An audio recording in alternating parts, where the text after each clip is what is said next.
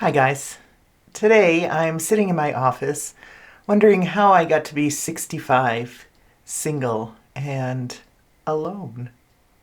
I don't know how that happened. With all the man activity going on all through my life, all of a sudden, here I am, all by myself. Has that happened to you? It's not easy. And when you look at this last part of our life and what's going to happen, the slow decline, death creeping in, less activities, less visitors. It's kind of scary. So I've come up with 5 ways that I can work through some of these thoughts and feelings when I'm by myself. So I left a 15-year relationship. We were living in Florida on the beach, and I wanted to live in the mountains. The plan was to have a beach house and a mountain house, and we didn't like each other to do that plan. So we split. And I kept busy with myself renovating my home for the first 2 years of living in Colorado. And I really didn't think about being single. It was exciting. It was refreshing. It was quiet and peaceful, as most of you men like without a woman around. It was quiet and peaceful for me without a man around. So I really enjoyed those days and those years. But also COVID came into the picture. So that affected me not thinking about hooking up or dating or being single. It was kind of a no-brainer. So no matter what your situation is coming out of a relationship, there probably will be a time, or you might be in that time now or already past it, where it's kind of the honeymoon stage of you being alone, loving life.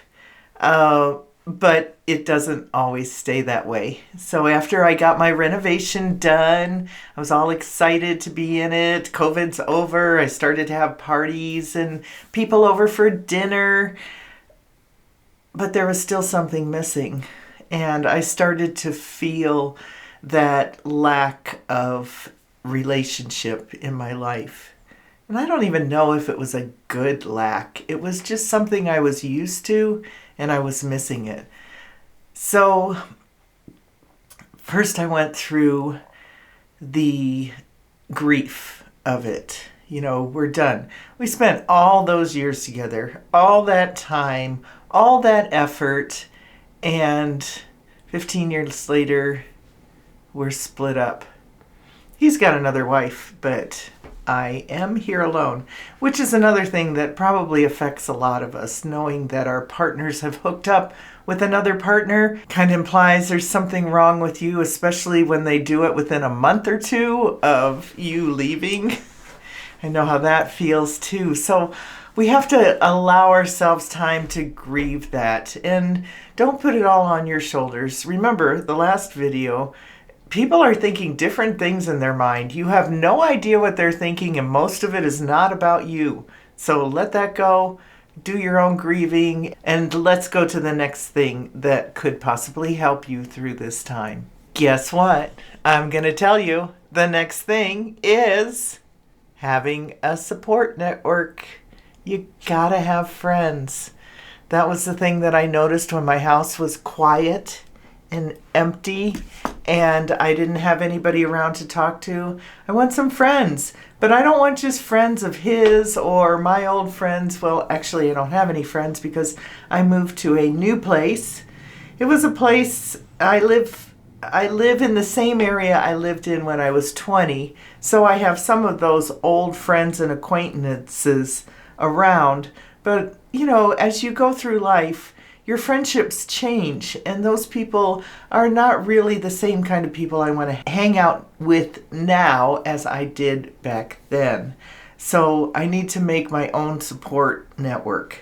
It is not fun. It is brutal. It is a long process. You have to be committed. But if you're going to be on this planet and you don't want to be alone, it's what you have to do. It's uncomfortable. It's not any fun. Once you get through the initial stages of it and you start having some success, it's the same as anything else you start new, whether you start a hobby or a job or a relationship or you move to a new place. It's kind of rough at the beginning, but stick with it. You need those people in your life. I have an amazing life now because of that network, and I feel safer. I feel comforted knowing that there's people that will help me in a minute. They'll help me with my house. They'll help me with a ride. They'll help me if I need somebody to stay with me. They'll help me with whatever. It's just nice to know that you have that. Now, maybe you have relatives and they can kind of cover for you, sons, daughters, whatever.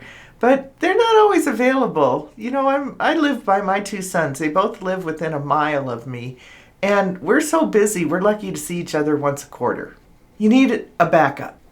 All right, the next thing that might help you with living alone is to really look at and sit with yourself so that you can start to understand yourself away from a relationship. This is a time that you get to decide how you want your life to be and how you're going to take care of yourself. So let me tell you how I look at this whole single after 50 stuff. I am a 65-year-old woman on medication that if I stopped taking it, I would probably die. My mother's side of the family carries the cancer genes, and my father's side of the family carries the heart disease genes. If you get my mother's genes, you will get cancer and die at 70. If you get my father's genes, you will get heart disease and die at 99. I got my father's genes.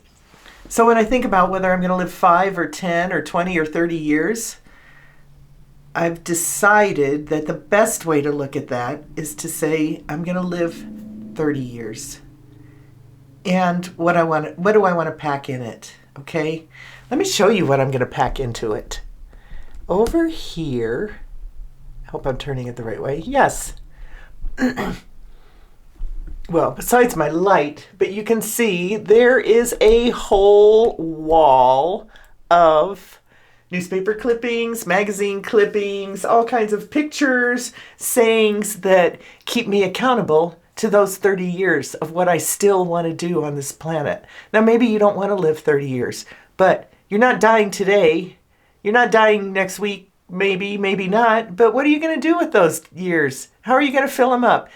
First, you have to grieve.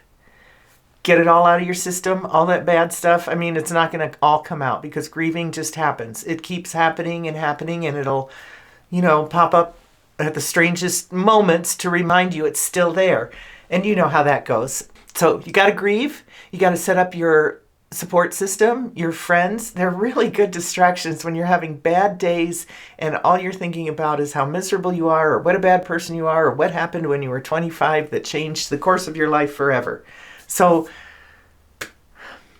grieve, get some friends, and then take care of yourself. Focus on yourself. What is one thing that you want to leave as a legacy before you get off this planet? That's something you can concentrate on so you're not so alone. You and this one thing have started a life together, okay? For me, the one thing that I want to do is write another book. I wrote a book before, Coach Life. I took it from a blog that I was writing while I was living by myself in my 32-foot mobile home with my car attached to it. I did this without any experience, no know-how, nothing, okay? Here's my book. It's not a great book. It's fun to read. Please buy one. You'll really enjoy it. It really gives you some good insight about the real life living of a dream. But I did this, okay? So now I want to write another book, and I want to make it better than this book. And I would like to get that done before I die. All right, so grieve, get a support system, and take care of yourself. Focus on yourself. Focus what brings you joy. Focus what you want to do with those last years. This time is precious. Don't waste it. Thanks for stopping in. Hope to see you next time. Did you subscribe? Please subscribe. Will you please subscribe? It's really helpful to keep you in the conversation. We need you. Bye.